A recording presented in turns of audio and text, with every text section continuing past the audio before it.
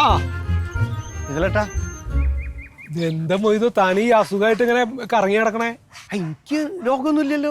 തനിക്ക് രോഗമല്ലേ, പക്ഷെ പൊതുവെ ആളുകൾ പുറത്തേക്ക് ഇറങ്ങാതെ നിൽക്കല്ലേ. മാസ്ക് ഇട്ടുണ്ടല്ലോ. മാസ്ക് ഇട്ടൂന്നൊക്കെ പറഞ്ഞിട്ട് എന്തിനിങ്ങനെ അലഞ്ഞു നടക്കണത്? കല്യാണത്തിന്റെ കാര്യം എന്തെങ്കിലും ആയോ?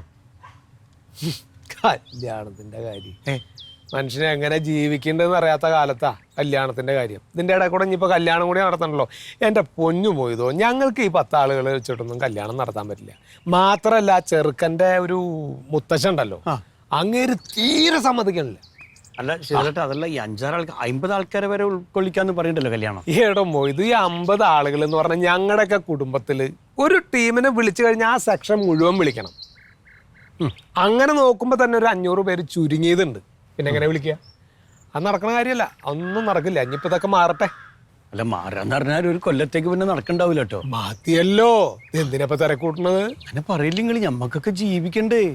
ഇപ്പൊ തനിക്ക് ജീവിക്കാൻ വേണ്ടിട്ട് ഇപ്പൊ എന്റെ മോളെ കല്യാണം കഴിച്ചു വിടാൻ പറ്റുമോ? ഞങ്ങൾക്കറിയോ, കഴിഞ്ഞ 3 മാസമായിട്ട് 35 പരിപാടി എനിക്ക് ക്യാൻസൽ ആയത്.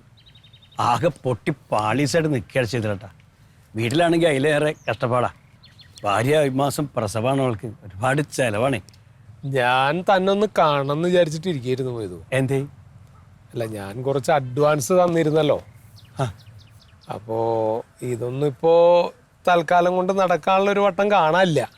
എന്നാ പിന്നെ താനത് അങ്ങോട്ട് തിരിച്ചു തരികയാണെങ്കിൽ എനിക്ക് കുറച്ച് കാര്യങ്ങൾ ഉണ്ടായിരുന്നു. ചേച്ചിലേട്ടാ, നിങ്ങൾ ചങ്കിക്കൊള്ള വർത്താനം പറയില്ലേട്ടാ. നിങ്ങൾ അഡ്വാൻസ് ഒക്കെ എൻ്റെ അടുത്ത് എപ്പോൾ കഴിഞ്ഞെന്ന് ആകെ അണ്ണം മുട്ടി നിൽക്കുക. ഞാൻ അപ്പൊ കല്യാണം എങ്ങനെയെങ്കിലും നടന്നു കിട്ടുകയാണെങ്കിൽ കുറച്ച് പൈസ കയ്യിൽ ഒരു വെച്ചിട്ട് അപ്പൊ ഇങ്ങോട്ട് വന്നു. അതൊന്നും ഇപ്പൊ നടക്കില്ലടോ, കുറച്ച് കാലതാമസം എടുക്കും.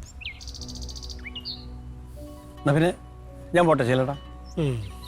എന്തേലും ഉണ്ടെങ്കിൽ ഞാൻ അറിയിക്കാം.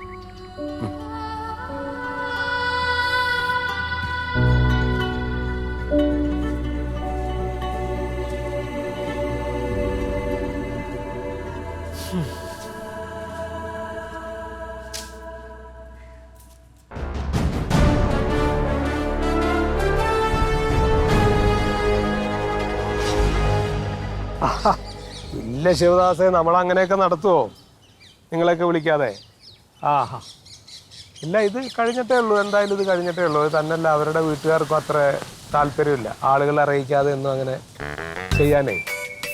അതെ അതെ അതെ, ഓക്കെ ഓക്കെ, അങ്ങനെ ആവട്ടെ. ശരി, ഞാൻ വിളിക്കാം. ശരി ശരി. എന്റെ പ്യാരി, താൻ പോയില്ലേ? നമ്മുടെ കാര്യമൊന്ന് തീരുമാനമായെങ്കിൽ പിന്നെ പെട്ടെന്ന് നടത്തായിരുന്നല്ല. എന്ത് കഷ്ടം. ഇനി എന്ത് തീരുമാനിക്കാനാ? ഞാൻ പറഞ്ഞല്ലോ കൃത്യമായിട്ട്, അങ്ങനെ നടക്കില്ല. ഈ കൊറോണയുടെ ഈ പ്രശ്നങ്ങളൊക്കെ ഒന്ന് അങ്ങോട്ട് അവസാനിക്കട്ടെ, എന്നിട്ട് മതി. അല്ല, ഇത് ഇത്രയും നാൾ നമ്മൾ വെയിറ്റ് ചെയ്തിട്ട് ഇതൊന്നും ഒതുങ്ങണില്ലല്ലോ. അപ്പൊ ഇത്രയും നാൾ നിങ്ങൾ വെയിറ്റ് ചെയ്തല്ലോ, ഇനി ഇതിന്റെ കാര്യങ്ങൾ എന്താണെന്ന് അറിയട്ടെ. ഈ ഒരു സമയത്ത് കല്യാണം നടത്താൻ ഞങ്ങൾക്ക് പറ്റില്ല. ഇനി അതിന്റെ ഇടയിൽ കൂടെ ഈ എന്റെ വേണ്ടപ്പെട്ട ആളുകളെയും കൂടി വിളിക്കാതെ കല്യാണം നടത്തണം എന്ന് പറഞ്ഞാല്